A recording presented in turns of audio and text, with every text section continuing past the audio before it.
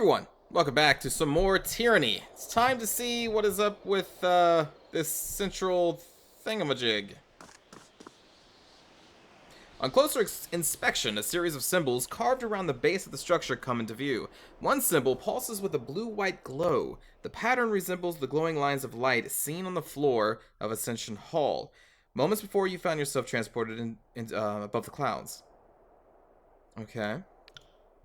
As you stare at the symbol, the chill of the wind abates and your chest swells with warmth. The air finally feels welcoming, your lungs sated at last.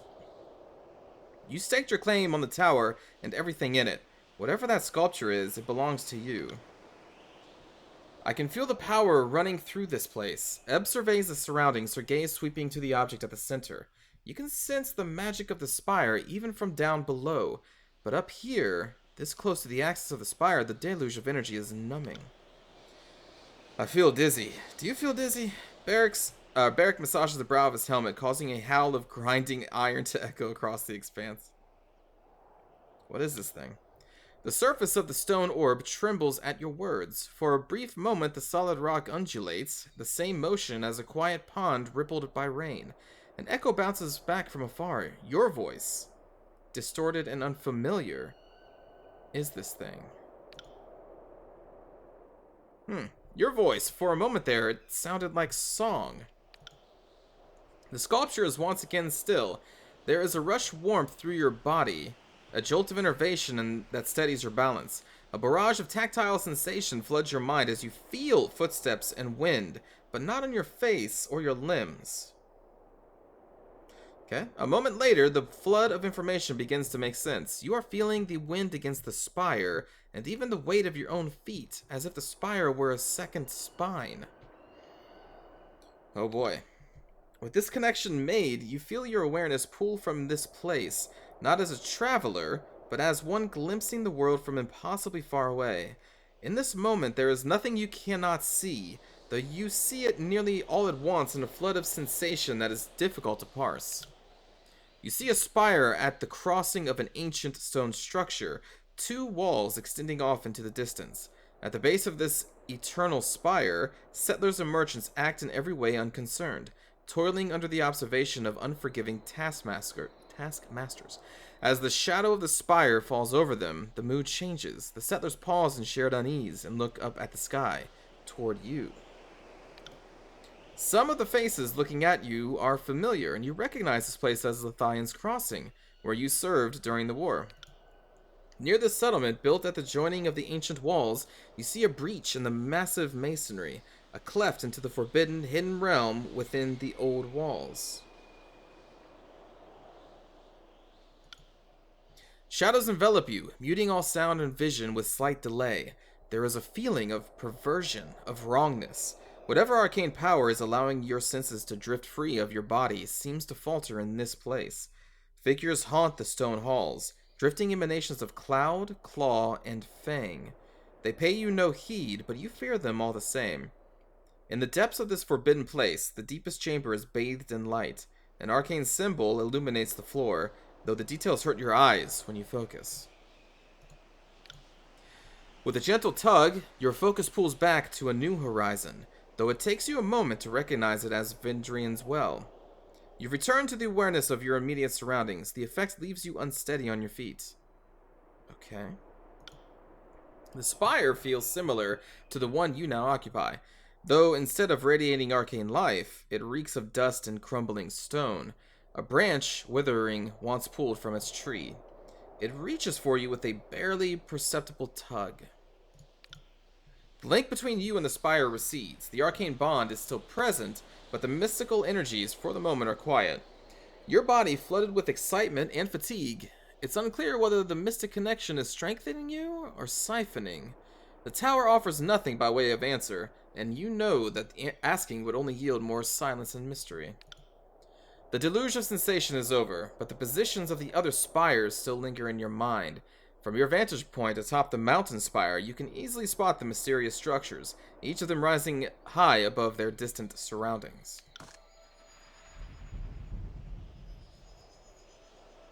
So it's like these things are alive. And now we are their leader. Okay. So obviously there's going to be some kind of event when you like activate all these towers, right? This is going to be like just like the top of an alien spacecraft that's then going to activate. You're going to travel the stars, and then the sequel's going to be like an. No, I'm just kidding. That would be kind of cool though. That a fantasy game, its sequel becomes a sci-fi just because. Anyway, strange. Ebb curls her fingers and draws a quick sigil in the air, then studies how it fades. The magic of this place responds to you. The portal, the braziers. It all grows more vibrant when you approach. Before we get ahead of ourselves, it's worth remembering that you ended Kairos' edict. That's no small feat. Maybe your connection to this place is related? Either way, sounds like something for the arcane-minded to investigate. Be sure to see me after your audience with Tunon. We cannot let the Scarlet Chorus gain hold in the tears. Together, we will wipe them from the land. Come to me as soon as you can, Fatebinder. We have a lot of work to do. Look, Iron Marshal, I'm kind of dealing with something at this moment in time. Investigate the spires, find a way to Lithian's Crossing Spire, travel to Tunon's court. We have quests. We have no side quests.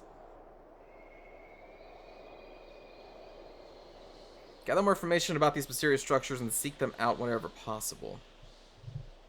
Okay. You've gained access to Haven. The region's spire is attached to an old wall at the Lithian's Crossing settlement. Travel there and find a way to gain access to the spire. Well, we should probably visit Tunon. That sounds somewhat maybe kind of important. And then also we have this, where we can hire people. I don't know if I really want to quite yet. It's not like we have a ton of money. Who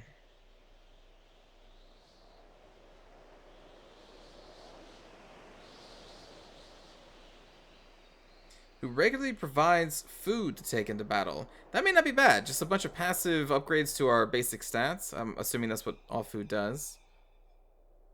25. Is there a maintenance cost? So is there going to be more of a fee after we hire you, or is this just it? Let's test it out on a very like the most expensive person. Why not? Lone Fang will appear the next time you travel to the mysterious device. Okay. Well, let's go visit Tunon then. Why not? Mountain Spire, Ventrian's Well, Ascension Hall, Citadel. Okay. Oh. Okay, so the entire game we've played so far has just been right here in this tiny area. That's Lithian's Crossing. Okay, so this is Haven. The ladies and lords of the coastal realm of Haven are known to spend as much energy fighting each other as they do to the other realms. In recent generations, many of the coastal cities rebelled and became known as the Free Cities, lawless dots along the coast. The majority of the realm's political and economic might resided within them, and by the time of Kairos' conquest of the Tiers, all major coastal powers had declared independence. This left Haven with an ambiguous ruling structure that could not simultaneously weather the political infighting and armed conflict. Okay. There's Iron Hearth. Okay, that's where Graven Ash is waiting for us. And the Chaos went into the Blade Grave? Is that where they went? No. They went to the Stone Sea. Yeah.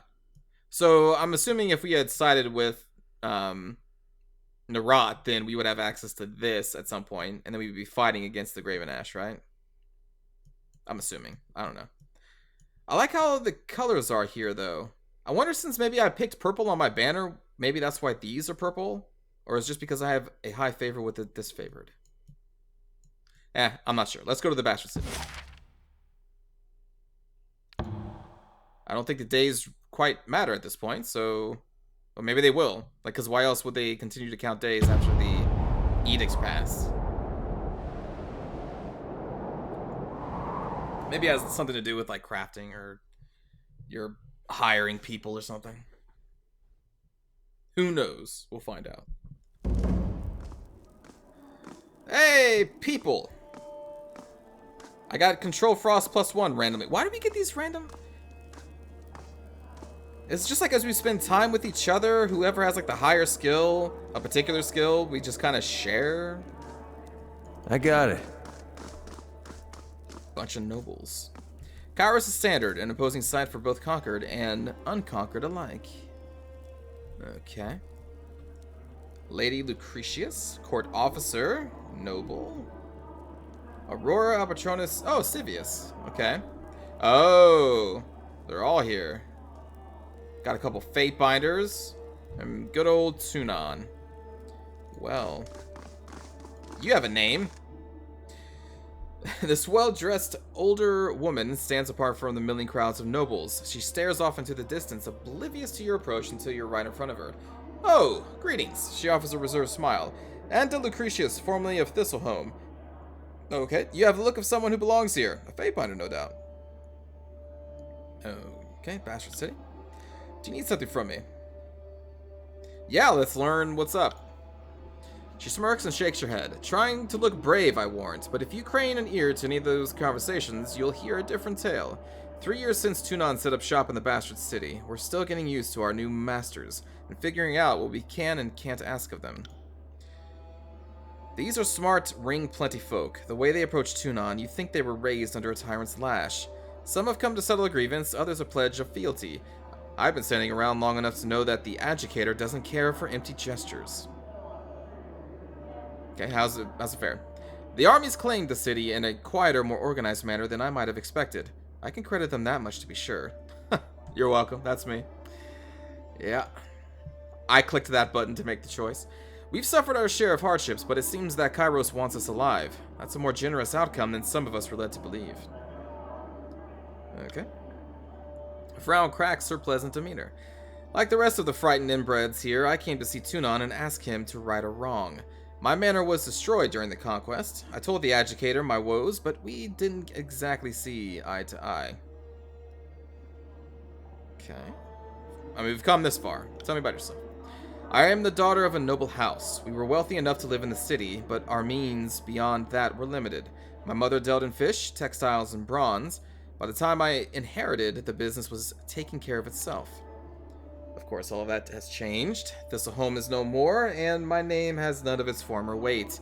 Even if we were still in business, Kairos' laws would stifle our trading rights.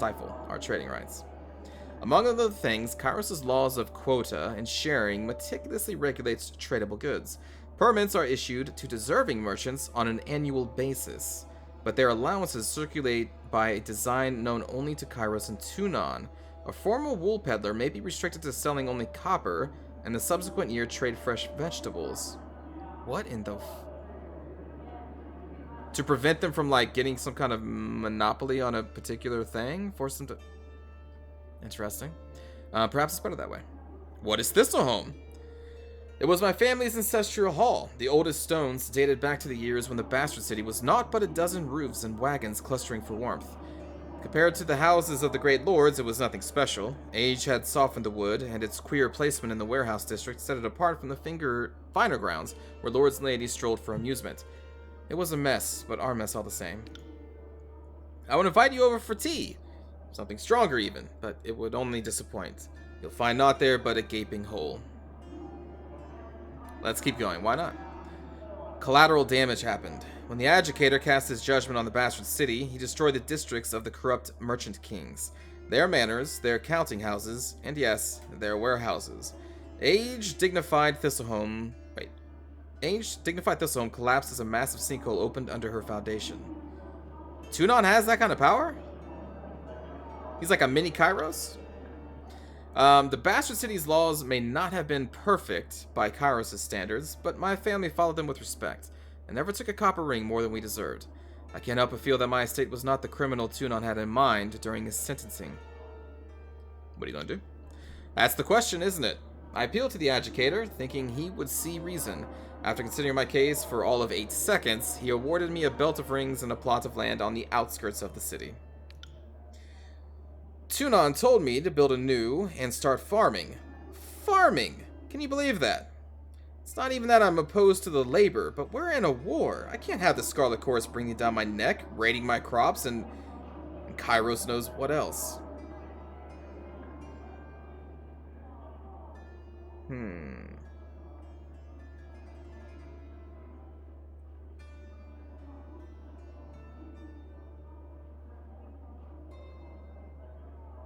Kairos' laws are made to serve the masses, not the individual. I'm assuming that's true because our character is saying that and they would know the laws. So, okay, we'll say that.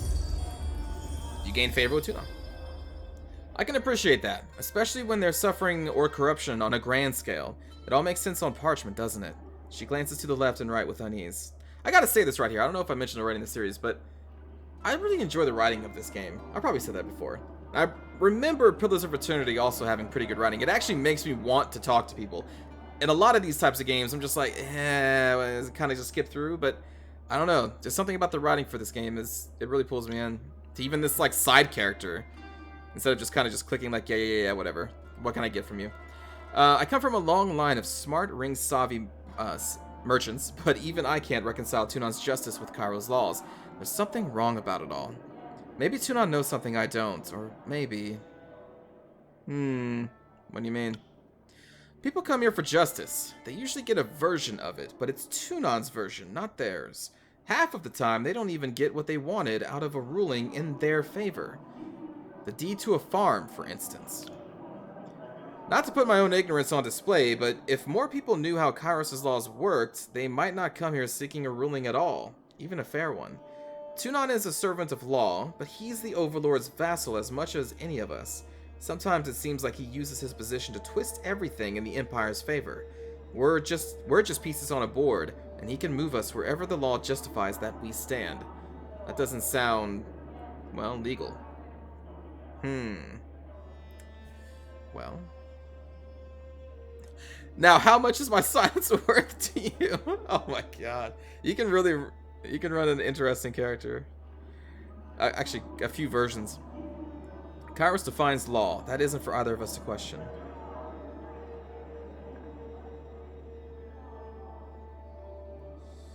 I mean, we've been playing it kind of straight-laced here as the Lawbringer, so we don't question Kairos.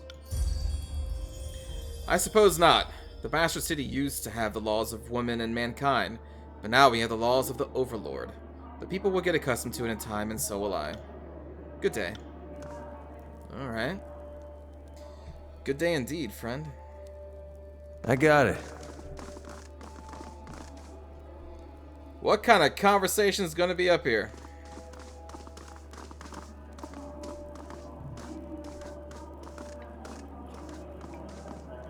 You call yourselves officers of Kairos' army, but your conduct falls short of my expectations. The court finds your accounts of Vendrian's well lacking, rife with misdirection and fallacy, fouled with baseless accusation. The shadows beneath Tunon's cloak darken and flare around him. Murmurs of unease erupt in the court. I'm not going to interrupt Tunon. Albatronus. Your Honor, I have relayed the events as I experienced them. You can well imagine why my version conflicts with his. She makes a dismissive gesture to the Scarlet Corps representative. On my honor, and on that of Great General, I would sooner snap my sword than perjure myself before you, Archon. Oh, so you imply that falsehood comes easier to my lips than yours. You're a fool if you believe the Archon of Justice won't see through your lies because the disfavored think themselves better than an honest gang. Silence. Oh. The contradictions in your statements will be examined, and falsities threshed from truths.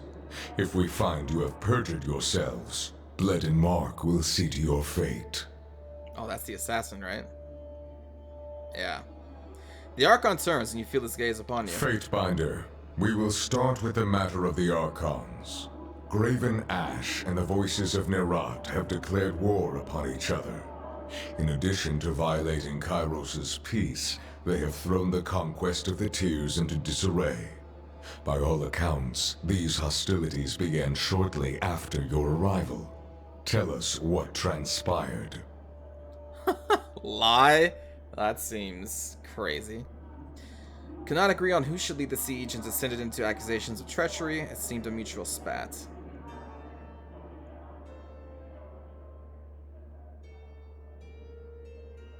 they have been of different minds. Your perspective is appreciated, but the dispositions of the two Archons are already a matter of record. Loyal subjects of Kairos have drawn blood from each other, a cardinal crime. Something happened at Vendrine's Well to trigger this feud.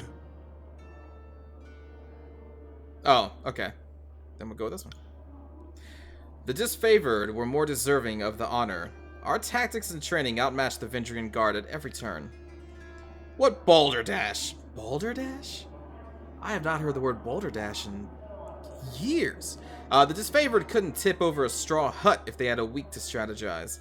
Our howling mob was better equipped to overwhelm the Vendrian Guard. Our recruits were ready to throw themselves at the enemy. If only Ash and his legion would agree to a plan. The Fatebinder presents testimony.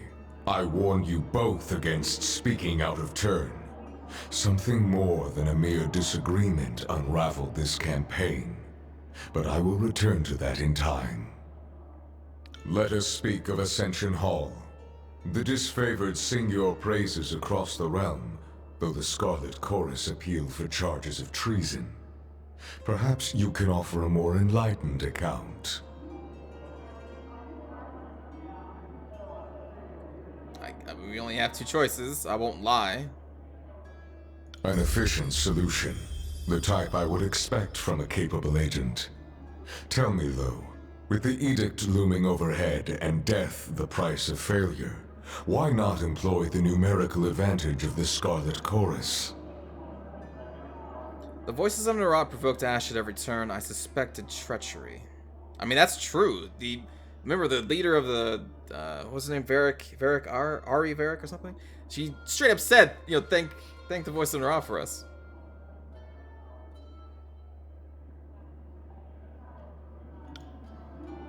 For a long while, the agitator hovers in silence, shadows trailing from below his robes. I will consider this testimony at length.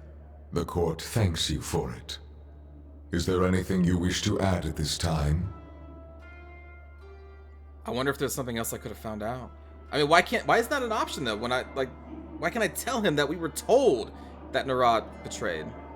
Although that did come from our enemy, who knows, that could just be a lie. Your testimony is accepted by the court. The statements of our guests raise questions in my mind. There is much about this campaign that has caused me to wonder. A shipment of iron weapons was short on arrival. Where coveted iron is concerned, I don't believe it to be a clerical error. One of my agents recovered this seal in Echo Call. It belongs to a merchant collective. Lethian's Crossing is teeming with their kind. If you would root out treachery, I would advise starting there. Huh, funny, I need to go there anyway. Petitioners, leave us. I would have a private audience with the Fatebinder. Ascend and join me. You will find the way opened. Oh god. I got it.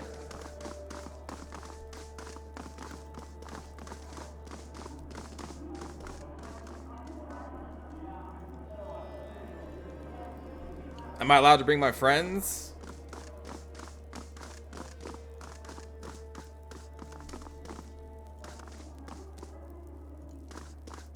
This civil war, this feud, is an insult to Kairos' peace. It should not have taken the better part of a year to silence the last vestiges of the Oathbreakers.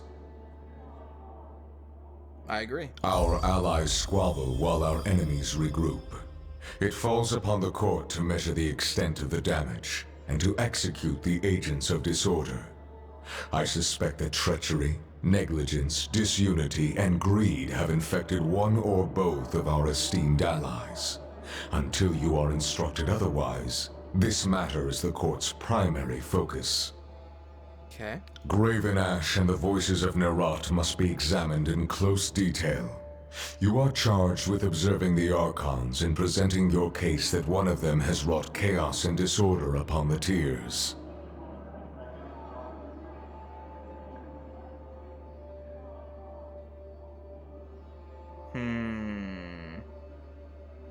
I think we'll just go with I will make this my mission. As always, you will be held accountable for what you do in the court's name. But you are free to conduct your investigation in the manner of your choosing. You must expect lies, misdirection, and manipulation. Suffer not such obstructions of justice. The disfavored seem the logical first step in your inquiry. The Legion holds you in some esteem. Engraven Ash has shown deference to the court in times past. No doubt the disfavored will be rife with accusations and evidence against the voices of Nerat. Graven Ash is a noble man, but never underestimate his capacity for deception. A wise general succeeds by knowing when to be unreadable to the enemy. You should, of course, speak with the Scarlet Chorus and gather their testimony, but it stands to reason that most in the chorus would sooner brag about a pauldron fashioned from your skull than entertain your questions. Do not regret killing the rabble that impede your investigation. They will be easily replaced.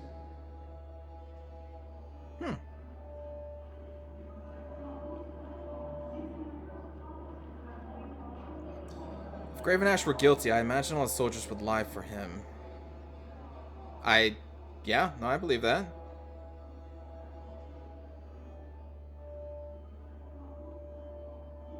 I concur. Graven Ash has a reputation for honor and nobility, but nobody is above reproach.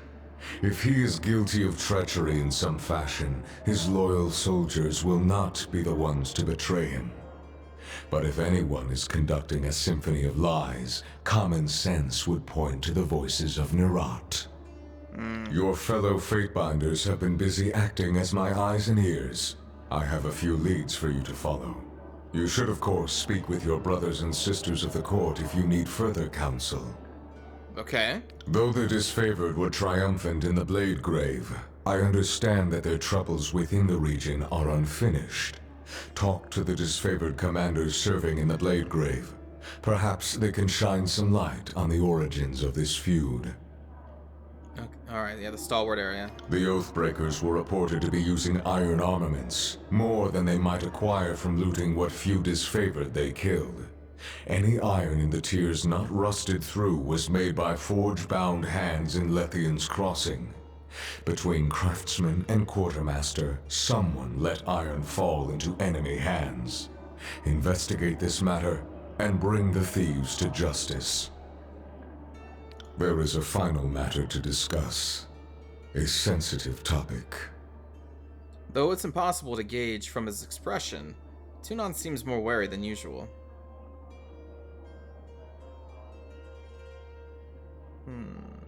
In spite of the many shortcomings at Vendrian's Well, you managed to make a name for yourself. You proclaimed an Edict of Kairos, resolved its demanding conditions, and ascended the mountain spire. This is all true. Any one of these feats would be worthy of recognition by the highest authority. You managed to accomplish 3. Tunon hovers in observance, awaiting a response. Oh, you know, just another day in the life of Fatebinder. No big deal. I think this is what we would probably say. Your sense of obligation to your role is admirable, but modesty will not recommend you to the task ahead. Whether by design or by accident, you have captured the attention of Kairos' army and the local tiersmen alike. This is no small opportunity, and the court charges you with exploiting your new standing to its fullest potential. Okay, I would think Tunon would be like worried that I'd, get a big head from what I was doing, but okay. You have a title in our hierarchy. However, it's a little-known secret that one's standing in the world is determined by their infamy, their deeds, and how they come to be known. Mind this notion as you bring justice to this lawless frontier. There may come a time when your deeds speak for you louder than any title. Whatever you did to capture the attention of the masses at Vendrian's Well, I would encourage you to do so again.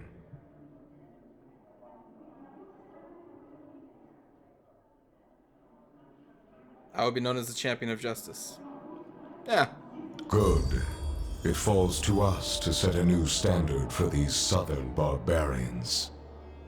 You are dismissed. Whoa. Should the court have need of your presence, you will receive word. Go forth and do my bidding, and bring glory and honor to the tears in Kairos' name.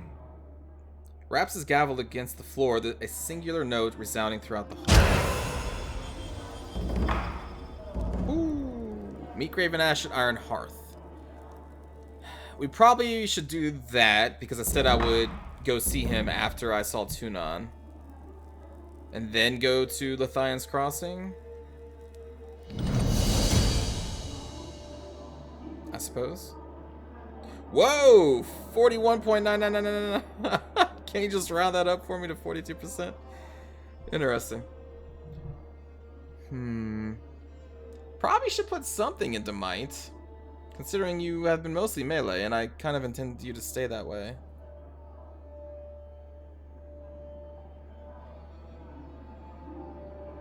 I gotta remember, dual wielding is considered different than one-handed.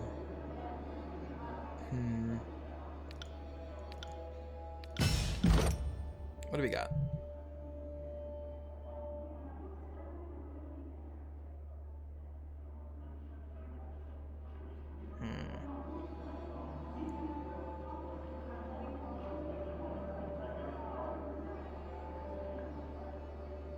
Let's increase your weapon damage. Whew. Okay. And all of these people, their stuff is now glowing. Were they all glowing before? The little speak icons? So, the Scarlet Chorus and Disfavored are at each other's throats. Can't say I didn't see that coming, but the Archons might have waited until one war was over before they started another.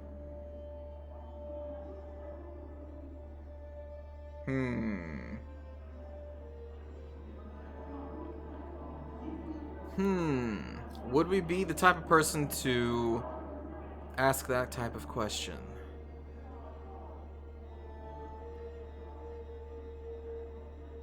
Like, this isn't really the way I want to go either. Like, the war does kind of interest me. So we'll go with this. Fighting with the Disfavored. Not the call I would have made, but I'm sure you have your reasons.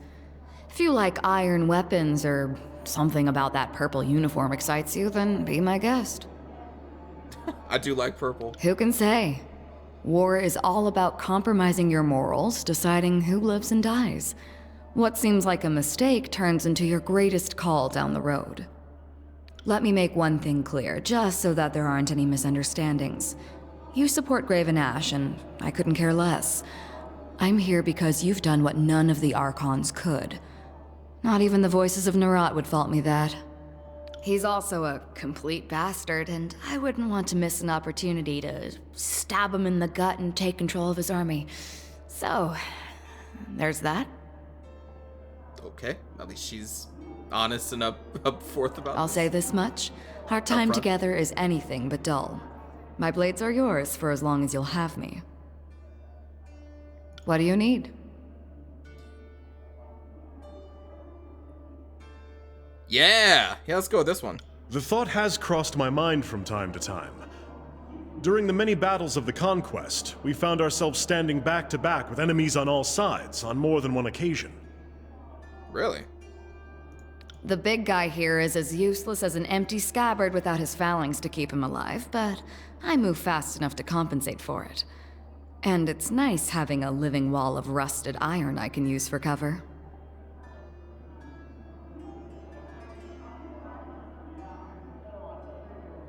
I would suggest that our fighting styles complement each other, but they do not. I would suggest that we get along, but we do not. We don't even finish each other's sentences. Okay, that was strange. Did you hear that? The next time I catch a whiff of Barrick's meaning, I'm keeping my mouth shut. Absolutely not. Our fighting styles are incompatible, and any disfavored lieutenant will tell you not to join at the hip soldiers who can't stomach each other. Listen. I'm inclined to agree. If you want to pair up fighters, there has to be some great passion or magnetism between them. We don't have it. If neither of you is up to the challenge, then I won't force the matter. Ah! This is, what is it, reverse psychology? Is that the term? Because now they're gonna be like, we're up to the challenge. Okay, yeah, that's bluff. A valiant attempt, but I'm not as easily swayed by your courtly tongue. Oh, come on, Barrick. Damn you. Neither am I. At least, not in this context. Oh. I'm not gonna command them to train together. I think that because I don't want to covers it pretty well. Training alongside this self-important braggart is likely to sap whatever patience I have left. I can see that you're out to serve the best interests of the war, but we are accustomed to handling ourselves as individuals rather than as a pair. I wonder if I had a high enough, and I guess maybe we can come back at this if we have a higher loyalty with them, then maybe that just probably opens up like a combo ability between the two. I'm assuming that's what this is getting at. Okay, so now she's no longer flashing, but he is. Let's do this. And so, civil war divides the armies of mighty Kairos. The reckoning that comes of this failure will be great indeed. We find ourselves in the darkest times. Brothers and sisters who fought for a similar cause now skewer each other over blighted lands in the favor of distant powers. What would you have done? Backing the disfavored was the only logical choice. Graven Ash is the only Archon worthy of your confidence, and you are wise to recognize as much. Naturally, I would have done the same. Whatever others might say about what happened in Vendrian's Well, you acted from instinct. I can't help but respect that. What can I do for you?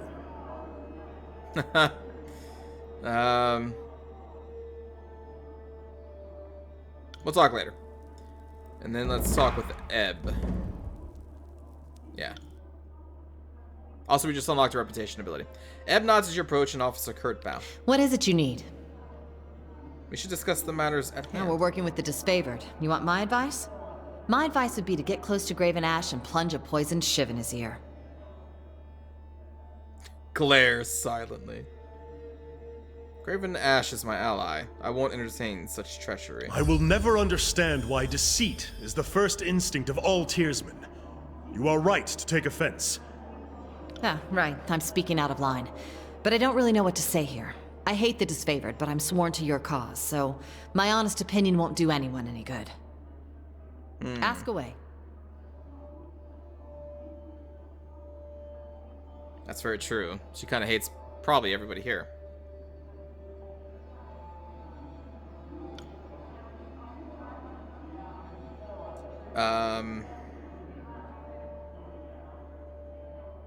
What did you do in the years before the war? I do kind of wish most of these lines were voiced, at least for the main cast here. My husband was born in Apex, and he left his prosperous lands to be with me. So when the nest was empty, it seemed right we'd leave my homeland and see his side of the tears. We had a year and a bit to ourselves before the war upturned things. We saw all of Apex. I took him along all my old sailing routes around Five Wives and Sunder. Those were good times. Then came the war, and I learned I would be one of the last Tearsmen to live free of Kairos. Ever since then, I think Oathbreaker has technically been my chosen profession. We'll come back to this. I think a little bit later, because right now we're going to end this video. So thank you for watching, everybody. I will see you next time. Take care.